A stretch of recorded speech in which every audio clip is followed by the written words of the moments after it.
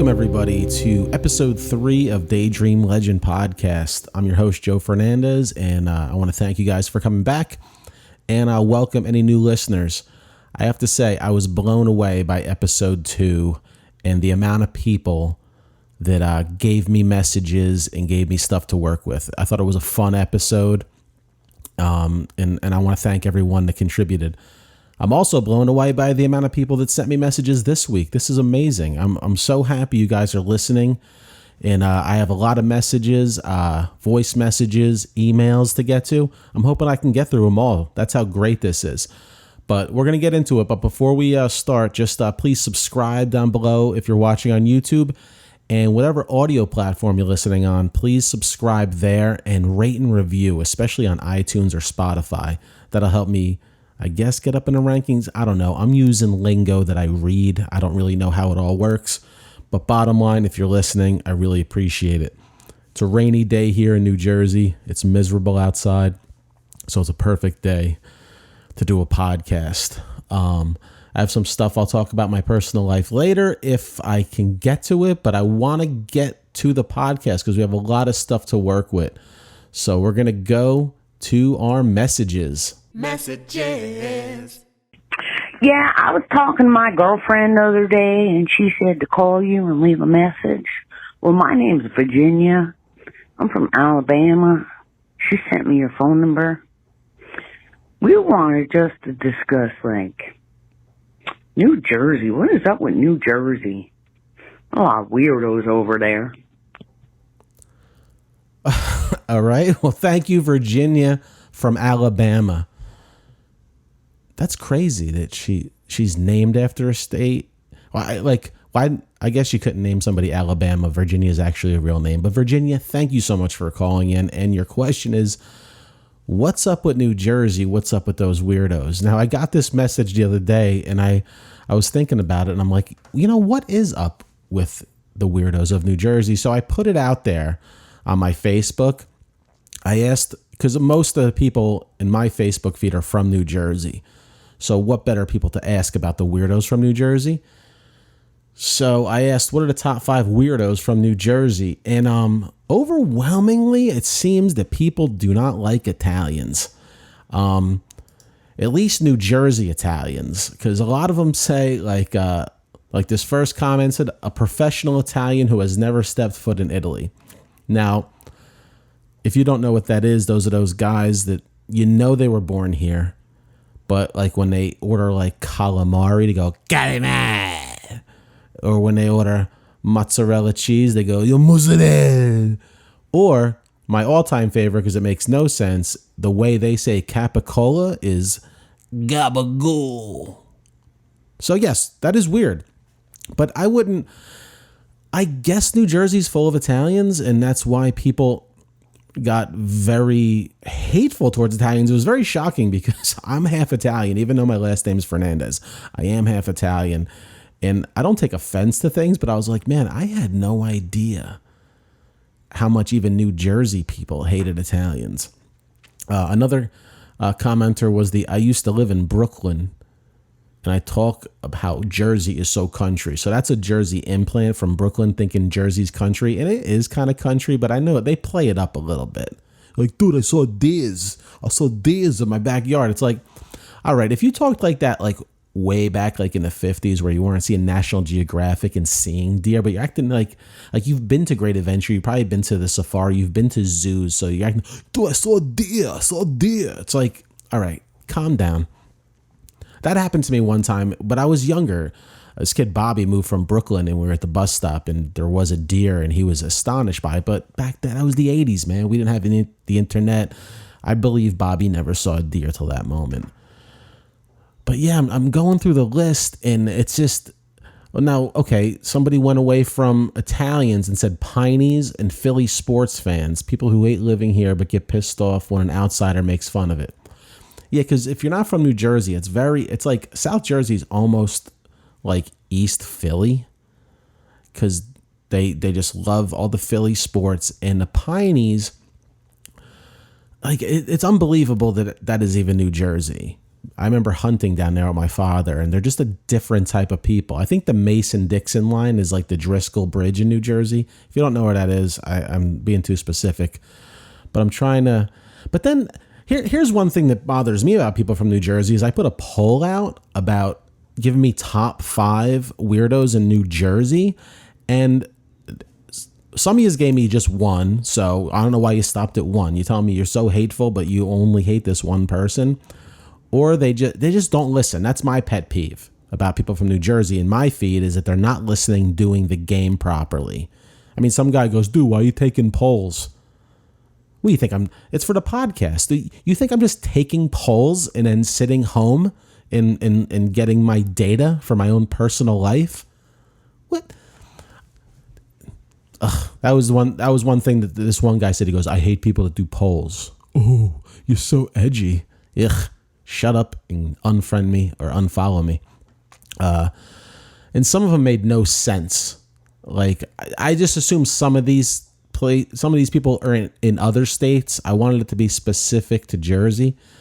Like somebody said, I don't know if this happens outside of New Jersey, but people that own and operate and live in their psychic reading business. Yeah, it's got to be a front. I believe that. But I'm not really that. I don't really hate them because they're just sitting in their weird house with their beads and their crystals. They're not bothering anybody. Everyone's so generic on here. It was so disappointing. I was trying, Virginia, to find out most weirdos. This one guy, you can tell he's been bullied as a kid. He's like money people, sports people, food people, animal people. What? So you don't like anybody? You don't like any? It's got to be you. If you don't like that many people, it's definitely you. And he says New Jersey pronounces coffee wrong. I probably just said it wrong if it's wrong. I know down in Virginia, you guys probably say coffee. Oh, no, I'm sorry. You're Virginia from Alabama. This is going to get very confusing. So I'm sure in Alabama it's coffee, but here we call it coffee. This other guy he hates Italians from Staten Island. Anybody that watches The Sopranos and anyone that eats gnocchi. See, this is a very highly hated Italian group. All right, here's a normal one. Jersey drivers. Yeah, they're crazy. They're George Carlin had a great joke years ago where he said anybody driving faster than you is a maniac and driving slower than you is an idiot. And I feel like that encapsulates Jersey drivers. To know, I hate when my phone keeps going off. Another one is now this is not only Jersey specific, but the town I grew up in specific, which is weird. The term ginkers. Now, nobody outside of East Brunswick, New Jersey knows what a ginker is. You guys probably call them like burnouts, metalheads, but for some reason, I don't even know the origin of the word. They were called ginkers, and they were like these metalhead guys, probably about, I mean, the original ginkers that I saw were like probably just out of high school, but still kind of hanging around high school. You know what I mean? Driving 10-speed bikes with like Daisy Duke jean shorts on, like a metal church shirt or like a Metallica shirt and like a long ponytail with a comb in the back pocket. Some wore leather jackets. It was basically just a burnout, but for some reason we had a term called ginker. And I'm telling you, you were labeled that just if you listen to the music. You're like, oh, you listen to Metallica? Ginker. That was before, because we all listened to Metallica before everyone else did. You know, the Black Album came out and everyone was like, dude, I was always into Metallica. You weren't. But back then, if you wore any type of jeans, like some sort of jean jacket or a concert shirt, you were a ginker. But ginkers were actually just, to me, were the low-life ones. I actually visited my mom. I visit my mom occasionally in East Brunswick, and there's still some aging ginkers out there. Shocking. All right, we'll go down the list. Guidos, more Guidos. This side says Guidos of all lineages, domestic and imported. God, these people are so racist against Italians. It's unbelievable. It is unbelievable to me. Yeah, so I tried getting a list for you, but we're going to say number one on the list of what's wrong with Jersey people is they don't know how to take polls properly. And number two, I'm mad at them because they seem to really hate Italians. So I'm going to have to go with you, Virginia. What is, you know what, Virginia, call in again. Maybe we can do again. Maybe get more specific about certain type of Jersey people you don't like. Because maybe if you get specific, we can find something specific. This guy wrote something, I don't even know what he means. People who still wear tiger stripe jams with their starter jacket. Did this guy go into a time machine and go back? Or has he like been in a cave for 20 years? I have not seen that in forever. And he don't even live in New Jersey. So I don't even know where he's seeing this. So anyway, Virginia, I hope that helped you a little bit. You know what? I'm sure this segment actually made you think New Jersey is even weirder than you did before. And you wouldn't be wrong. New message.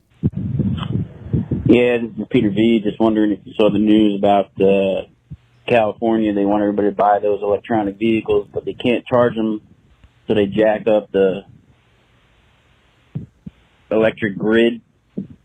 I really don't understand, but we're all done, bro. We're done. Anyway, subject: electronic vehicles. California can't charge them, but they encourage to buy them.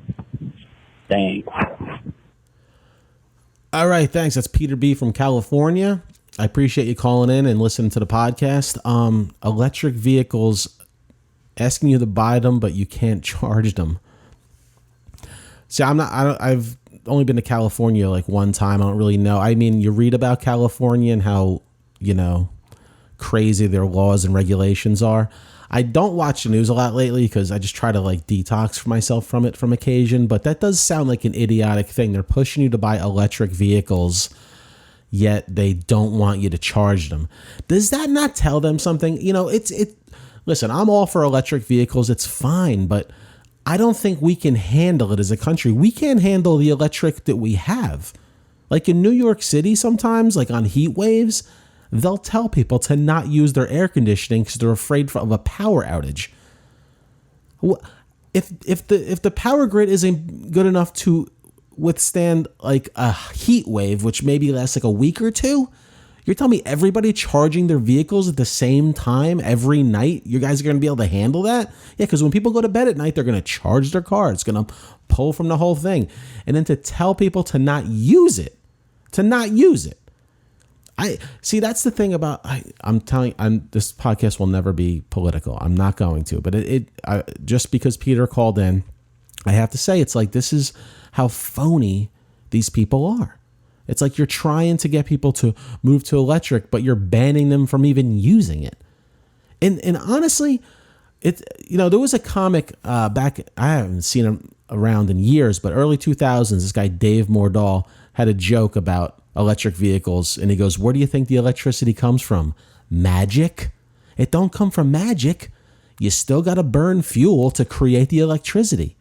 And I met someone with a Tesla who says, dude, I got this thing on my house that the solar power, it's a big battery from Tesla. The solar power can charge it, and you can run your house for 3 days on it, and you charge your car for free. I'm like, oh my God, that's amazing. How much is it? He goes, $30,000. Oh, okay. So probably the cheapest Tesla is probably 40, and then the house charging thing that from the sun is 30.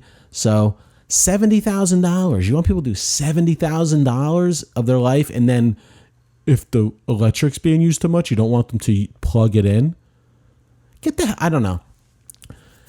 I don't have any answers for you, Peter. It just seems ridiculous that people that push you to buy these things also try to prevent you from using them. It's like they talk out of both sides of their face. And I think that's why people don't like them. And it seems like so simple for them to realize this is why people don't believe you, because you say one thing and do another. You don't see them saying, hey, let's upgrade the electrical grid. Nah, they don't do that. Don't use it. Don't use it? You're making me use it. I don't know. I hope that answered your question.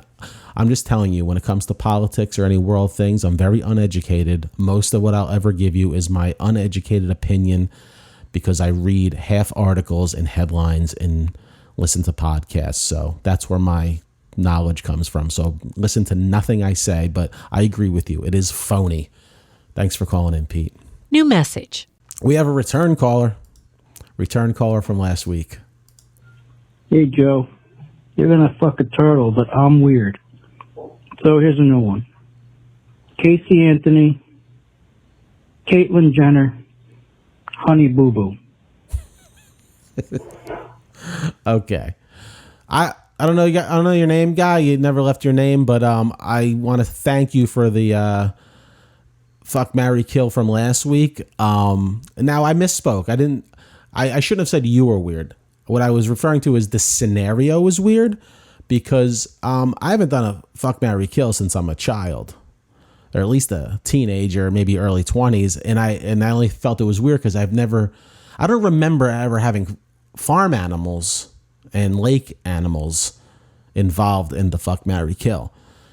So that's the scenario was weird, not you. I appreciate you being a fan. And so what was it? Caitlyn, you said Casey Anthony, Caitlyn Jenner, and Honey Boo Boo. I got to know your name, dude, because I got to thank you, like, personally, because these are the hardest choices you're giving me. I mean, the other one was a little easier because you put, I mean, we're probably going to marry the human. You know what I mean? But now you gave me 3 disgusting possibilities. Now let's try and break this down. If it was Casey Anthony, Caitlyn Jenner, Honey Boo Boo. Now, if I want money, I got to marry Caitlyn Jenner. And which means then I have to fuck Honey Boo Boo and kill Kate. See, because here's the thing. Right off the bat, you'd be like, I want to be rich, so I'll marry Caitlyn Jenner. I want to kill Casey Anthony because she's just a horrible human being. But then you got to fuck Honey Boo Boo? See, that's how bad Honey Boo Boo is. I'm thinking, do I want to have sex with a killer? Or an ex-Olympian who's now a female? That's a tough one. That really is. If I see Casey Anthony, though she's a killer, she is kind of cute. I mean, I know, like, you know, killing should make you not as attractive, but I mean, if I'm thinking just specifically with, you know, she's hot. All right. For killers, I mean, show me another killer that's just a woman killer that was just as attractive as her. I can't think of one off the top of my head. Caitlyn Jenner will be tough to marry, and not just because of like the transgender and the sex and stuff, because she seems annoying. You know what I mean? Do you ever hear the voice? Like, the voice is annoying. Like, I can't do impressions, but the voice is just brutal. But let's all right. If I was going to be a good person, I would marry Caitlyn Jenner for the money. I would kill Casey Anthony, and I would unfortunately have to fuck Honey Boo Boo. But if I'm a real person, if I'm being real, I'm gonna fuck Casey Anthony, kill Caitlyn Jenner. No, I can't. Wait. I thought about Honey Boo Boo. She probably cooks really well, but I don't want to be poor. All right, so, okay, right off the bat, I'm marrying Caitlyn Jenner. I need to be rich. I've struggled too much in my life. I need money. So Caitlyn Jenner is going to be my wife. So I'm gonna fuck Casey Anthony and kill Honey Boo Boo because I don't have to see Casey Anthony ever again, and then I'll have a story for the podcast. You know what I mean? I'll get interviewed on the next documentary about it. I'll be like, you fucked her? I'll be like, it was part of a game, part of my podcast game. So that's the final. Marry Caitlyn Jenner, fuck Casey Anthony, kill Honey Boo Boo. Sorry, Boo Boo. New mail notification. I got some emails. So let's check out the emails. Let's see the first email. Just watched your podcast. I don't want to call because I have a funny voice, but I want to hear your opinion about why people don't listen to other people. As a comedian, you have to be good at listening, so you may be the right person to talk about this. Enlighten me. Have people forgotten the meaning of words? She said that very passionately. This is from Mary. Okay, Mary. Why don't people listen? I'm the wrong person for that. I'm an awful listener. Ask my wife. I stink. You know what? Ask every person in my life. I am the worst listener. I think it's genetic. My whole family does it. We drift. I think, and he said, as a comedian, I have to be a good listener, and I am a good listener when it's humorous or like very interesting. I think like some people used to take offense to it. From me, I can only speak about myself. I don't listen, and it's not on purpose. It's like I either have undiagnosed ADD or I'm just not interested. I'd hate to be that honest with some people. You can't be honest, be like, I'm not interested in what you're saying. That would be, that's a recipe to get punched in the face or lose friends. But it's never like that. Like I remember this woman I work with told me, she goes, I'm going to do an impression of Joe Fernandes. And she goes, wait, what? Cause that's me. It's like, I wasn't listening. Wasn't listening. Then you said something that piqued my interest. So now I'm listening. So I feel like I can't speak for everybody else, but, when you're like, when people speak to me, if like, there's like action or like passion, like if every once in a while somebody gets hurt or like one time somebody told me, dude, you have to hear this story. And they told me a story about, they're like, dude, I got together with my sister. I was supposed to bring burgers to the barbecue and then she brought them. And I'm like, all right, they're about to fight about the food. No, they just told me a story where there was too many hamburgers and then the rest of the party went as planned. I'm like, what? Why? Why'd you tell me that? See, to this person, the fact that her sister didn't listen and brought burgers was amazing to her, but it was awfully boring to me.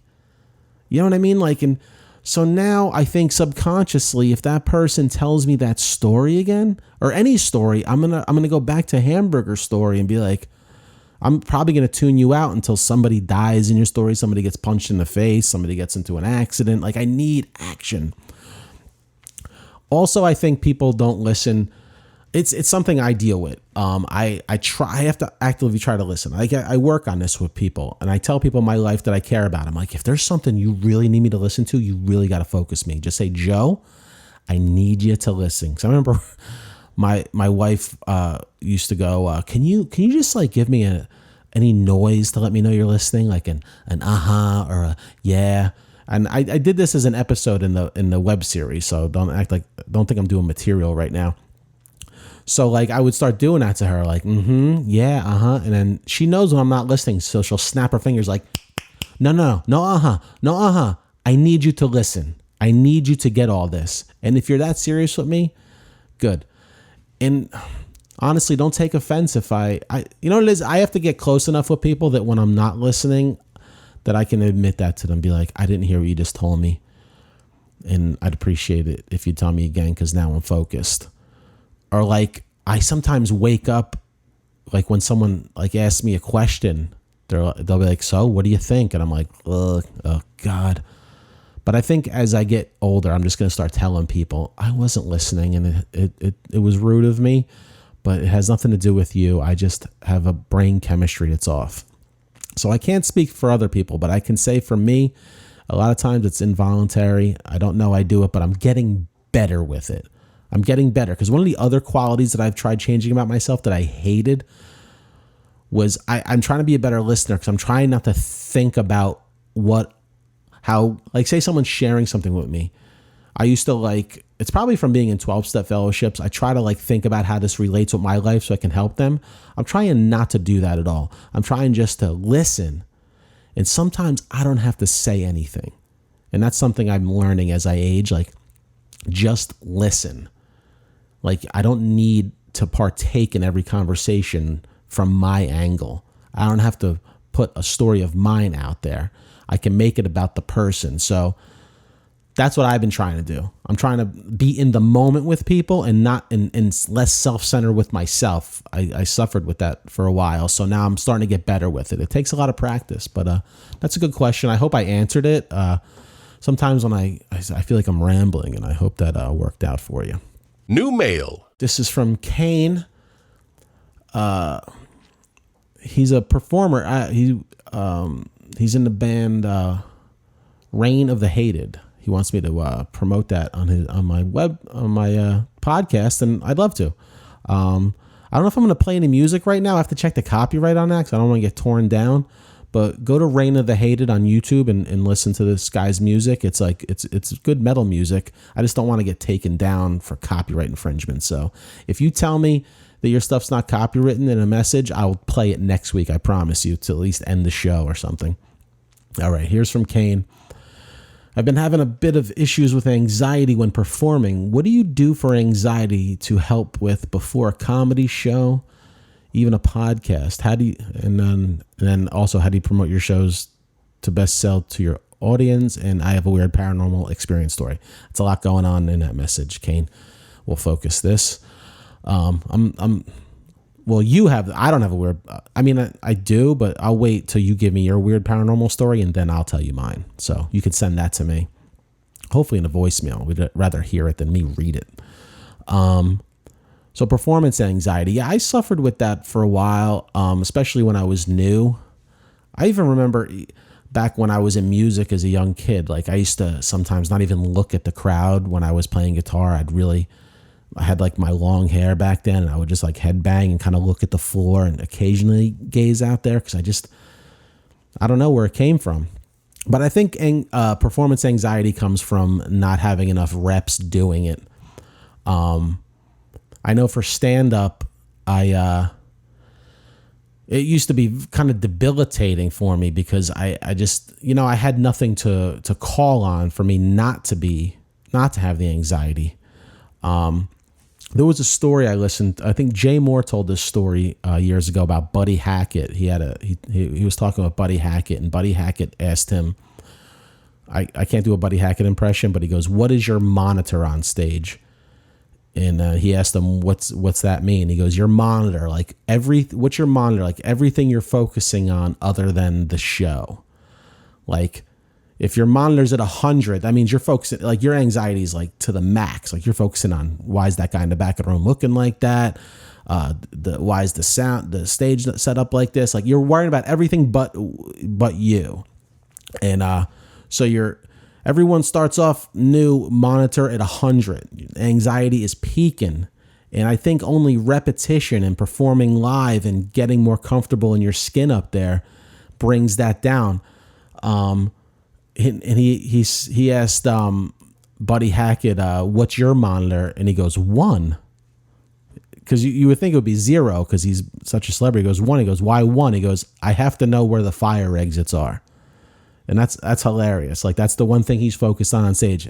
He's in the moment, but I got to know where to run out when I'm in a fire.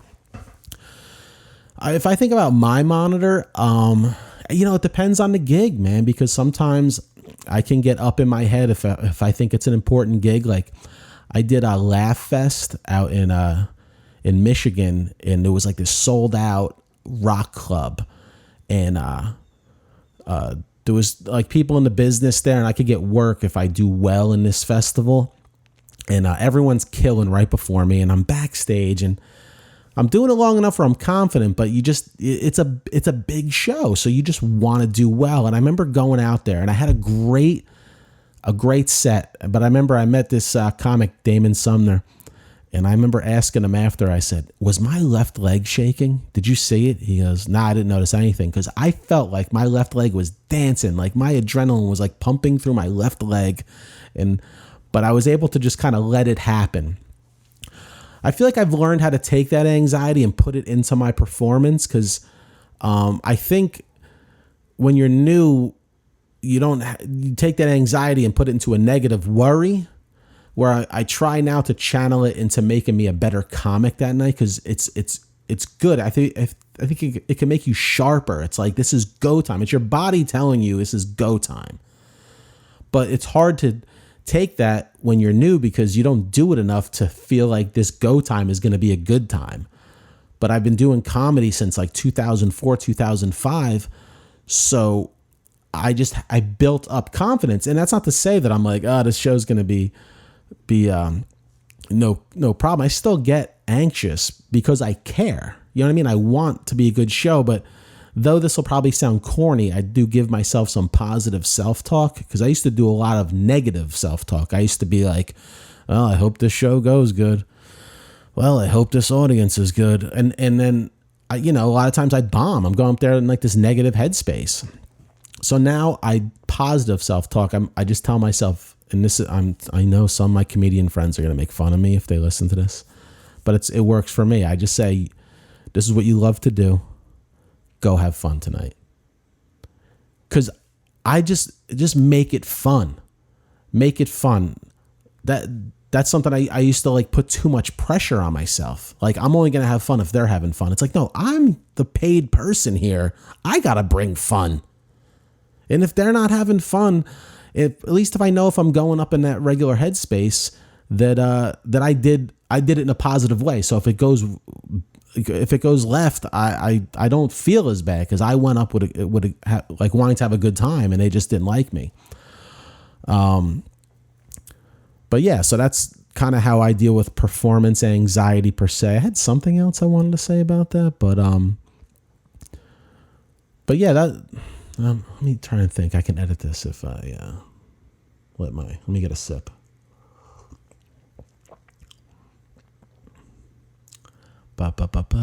So positivity, Yeah, that's it. It was just being positive, just positive self-talk, and get up on stage a lot, and that's how you're gonna get rid of this anxiety. All good things must come to an end. All right, we're getting to the end of the podcast because I told you I want these podcasts to only be about 30 minutes long. I have some more messages sent, but it's more about these like weird videos I have to watch, so I don't have the time to get to them this week, and I want to give them the time that they require. So before I go, I just want to tell you a cool thing that happened in my life. This week, I don't know if you guys saw it, but they had Taylor Hawkins, the drummer from Foo Fighter, his memorial tribute out in London. And I never really watch concerts on TV because you just don't have the same connection. Like, not a whole concert. I watch like clips from concerts. But it was like 3:00 in the afternoon, live from London. It was like a 5+ hour concert. I watched the whole thing. That's how good it was. Eddie Van Halen's son coming out ripping it on Van Halen tunes like his father. And then just every band showing up. You had Noah Gallagher from Oasis. You had Chevy Metal, the band that Taylor Hawkins played in. I mean, Dave Grohl. The Foo Fighters had different drummers come out at different times. You had the Queens of the Stone Age singer killing it on David Bowie. Killing it. And then like the best part of the night was it was the final song. Taylor Hawkins' 16-year-old son Shane came out and played My Hero with the Foo Fighters. And man, if that didn't bring a tear to your eye, and like, you're a weird person, because that kid channeled his dad.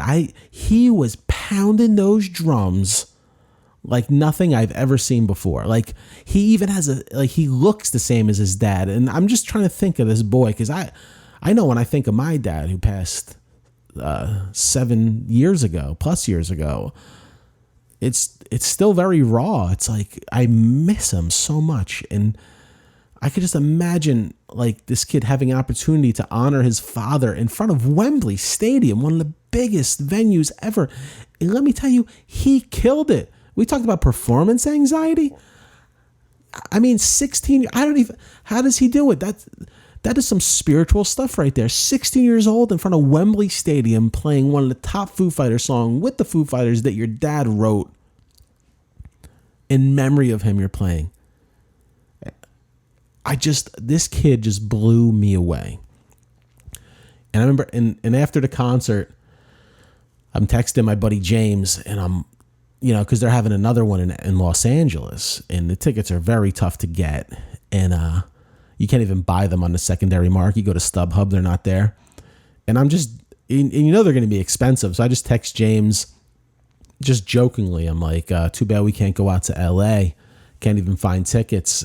They're probably minimum $100, jokingly. And he's like, I think they're a little bit more than that. I'm like, yeah, but they're no less than that.